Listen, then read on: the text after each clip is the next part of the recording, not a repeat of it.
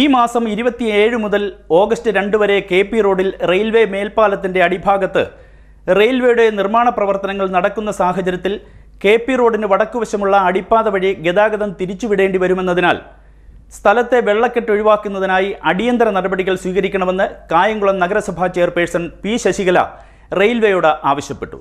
ഈ ആവശ്യമുന്നയിച്ച് Thiruvananthapuram railway division മാനേജർക്ക് കത്ത് നൽകിയതായി നഗരസഭാ ചെയർപേഴ്സൺ അറിയിച്ചു.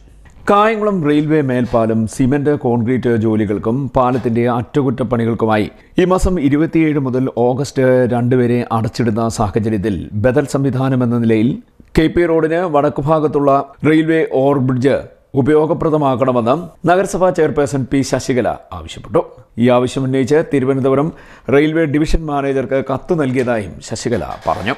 KP റോഡിന് വടക്കുഭാഗത്തുള്ള റെയിൽവേ മേൽപ്പാലത്തിന്റെ കീഴ്ഭാഗം പൂർണ്ണമായും വെള്ളത്തിൽ ആണ്. ഇവിടെ ഗതാഗതം സാധ്യമല്ലാത്ത സാഹചര്യമാണ് ഇപ്പോഴുള്ളത്. ഈ സ്ഥലത്തെ വെള്ളക്കെട്ട് ഒഴിവാക്കുന്നതിനായി അടിയന്തര നടപടികൾ സ്വീകരിക്കണമെന്നും കത്തിൽ ആവശ്യപ്പെട്ടിട്ടുണ്ട്. CDNet news, Kayamkulam.